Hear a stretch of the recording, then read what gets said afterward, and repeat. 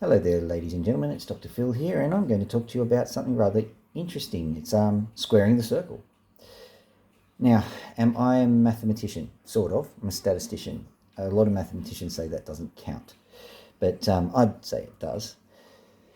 And basically what we're doing is we're talking about a geometric problem that is as old as Euclid, probably older. If you don't know who Euclid is, ancient Greek guy, 2,000 odd years ago. So what's happened? Well, it was actually defined as something impossible to do. If you want to have a look at the rules, just like this, you need to construct a square with the same area as a circle using only a compass and a straight edge. You've got to use finite steps and you've got to do it to perfect accuracy.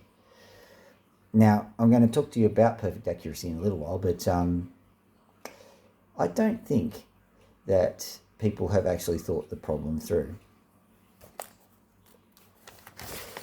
Now, the problem is actually, well, I might not do the two ways. You never know.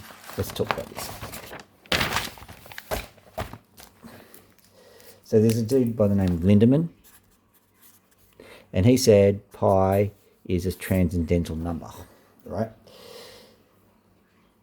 So he said because pi is a transcendental number, you can't square the circle. Now, I'm not going to go through the logical steps that go from transcendental number to being able to square the circle. I'm just going to highlight this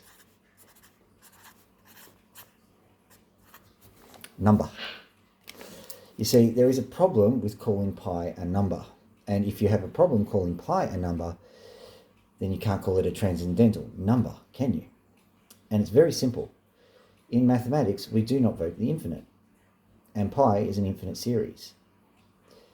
So by the rules of mathematics, pi is not a number. It's just a concept. It's an artifact of geometry.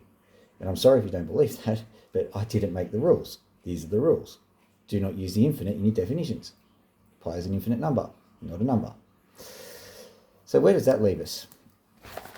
That leaves us with a very simple problem and solution. You get yourself a circle. You get yourself another circle. If you get them to overlap like that, the point between there, that's a straight line. Now, if you do that 4 times, and if you happen to make it a quarter of a circle, you can divide a circle with a straight edge in 4 pieces. 4 equal pieces, not like I've drawn there. So, in actual fact, using geometry this way, it is possible to square the circle. But I know people will argue, so I'm not going to bother with that. I'm instead going to do this. Are you ready? This is a syringe. I'll take this up.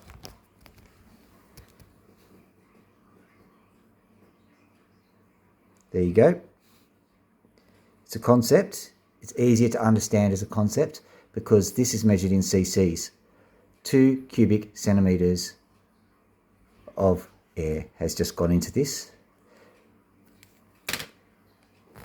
Not only have I squared the circle, but I've cubed the sphere.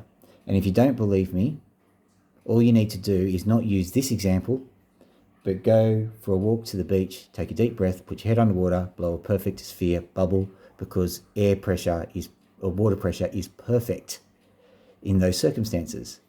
So it's done. Circle squared, cube sphered. QED. Dr. Phil out.